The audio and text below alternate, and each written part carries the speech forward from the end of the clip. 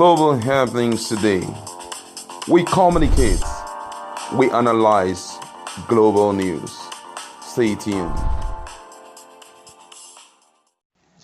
Hello fam, welcome back to our channel. We're moving all the way from we're reporting all the way from Kenya. Now we're going to another African country, and Kenyans are crying out that look, Nigerians are scheming to colonize Kenya again, but this time around it's via banks and marriages. A Kenyan professor cries out, but I don't know why he said so, but let's go straight into the news to find out why he said what he said. He said, with Access Bank acquisition of Kenya Transnational Bank, XN Iraki, a professor at the University of Nairobi, has said Nigerians are not only coming but have already arrived to take over his country. Iraki made a remark in the alarming article published in The Standard, one of Kenya's largest newspaper, lamenting how Nigerian banks like United Bank for Africa and GTB Guarantee Trust Bank have gained a foothold in the country. The entry of Nigerian lenders into the Kenyan market was well planned. It started with softening Kenyan minds with the Nigerian churches and movies, Iraki wrote, hinting that at Nigerians posturing to become African superpower. Once they set their minds on something, they normally get it. I met a Nigerian who was a member of parliament in South Africa. They can control industries, institutions, sectors, and politics indirectly. The professor said Nigerians are highly educated, and in fact, one supervised his PhD dissertation in the US. He's planning a fact-finding visit to Nigeria after the pandemic.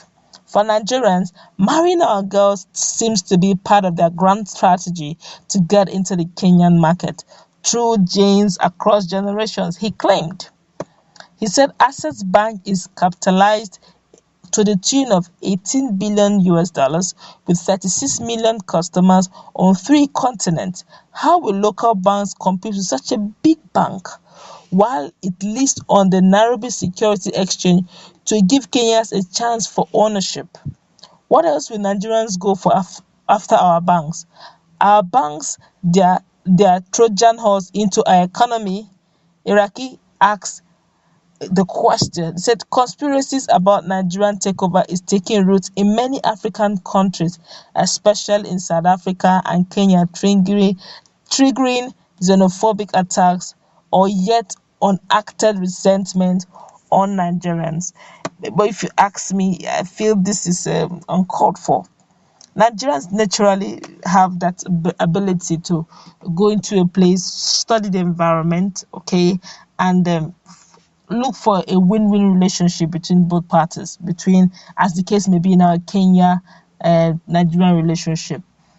I don't think Nigerians will think of colonizing. I don't think so. I feel that they're looking at better grounds. Okay, if Nigerians come into Kenya and they feel that the Kenyan ladies are beautiful and lovely at heart and they are of marriageable character, why not?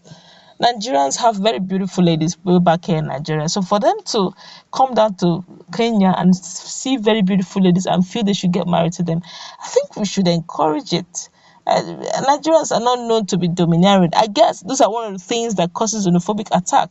Such write-ups would encourage people thinking that Nigerians are coming in to bamboozle and steal and take away the economy. On the contrary, right here in Nigeria, we're still battling the issue of corruption.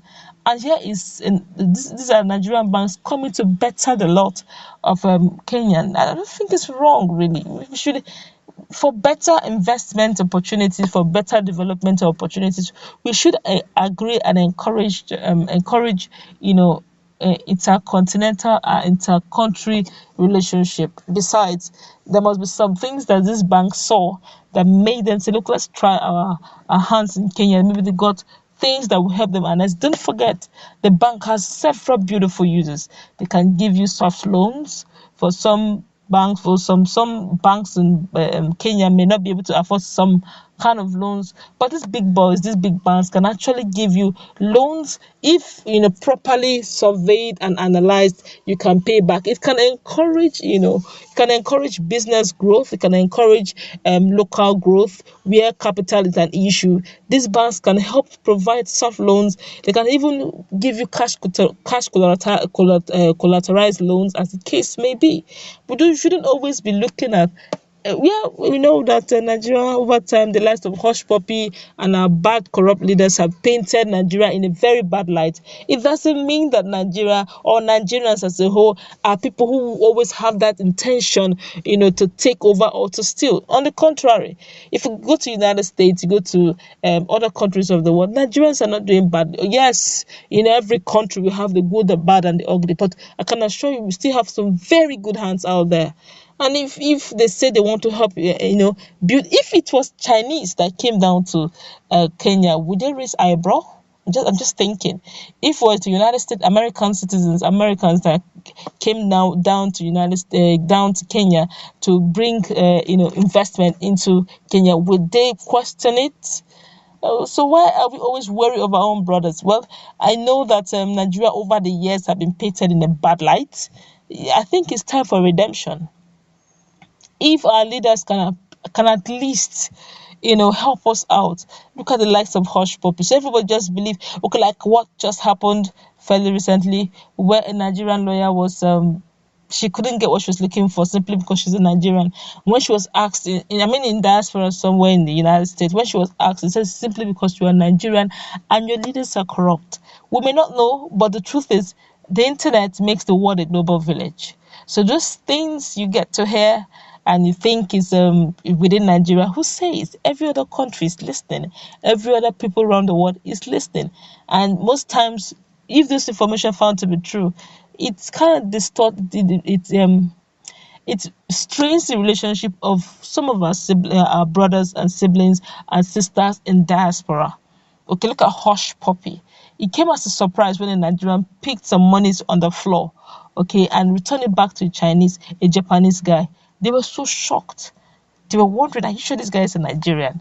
They had to ask him where he's from. He said he's a Nigerian, a full-blown Nigerian, father, mother, everything about him is pure Nigerian. They were shocked because they just believe all Nigerians have to be hush puppy. All Nigeria has to be, corrupt criminals. All Nigerians do drugs. No, that's far, far from it. We have people who do legit business. The likes of Wizkid, who flies their trade in music. The likes of Davido. They are all musicians. They are making impact positively. They are competing with their fellow peers in international scene. They are known. The likes of footballers like Igalo and the rest. These guys are John Mikel Obi. These guys are footballers. They are also Nigerians. They are not known to do drugs. They do legit business. The likes of Tony Lumelu, these guys do business. Dangote, they do business. The likes of Innocent Motors, these guys are legit businessmen. Okay, they don't do drugs, and when they come in with business ideas, a win-win situation. Nigerians are all not that bad, and don't it's not always every time you see a Nigerian you feel that he's coming to steal, to kill, and to destroy. I know that we got bad image there, and a whole lot is traceable to our corrupt leaders. If they can, we are blessed. Honestly, this country is very blessed with very intellectual, strong intellectual minds. We have wonderful environmental resources. We are blessed with no natural disaster. Anyone that is a disaster is anthropogenic, which means is human induced, like flooding, simply because the drainage system is bad. So that is human induced. We don't get to hear things like earthquake, tsunami, volcano. It's not constant. It's not common in Nigeria. But other countries of the world do suffer things like this, or Hurricane Katrina. You keep hearing things like tsunami, but we don't get that in this country, in this part of the world.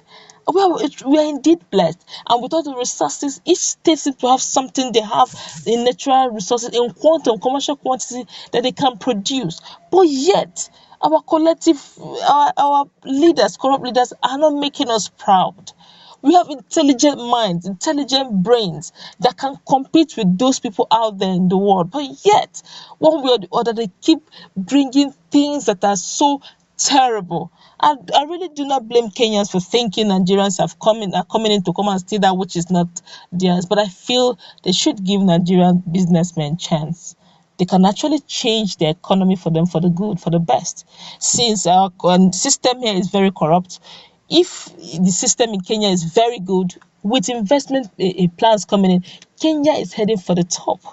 They shouldn't always look at the bad side of everything. Try to harness the good side and make the most of it. That's where we're going to wrap it up. What's your take on what this professor said, that Nigeria is coming in to take over Kenya?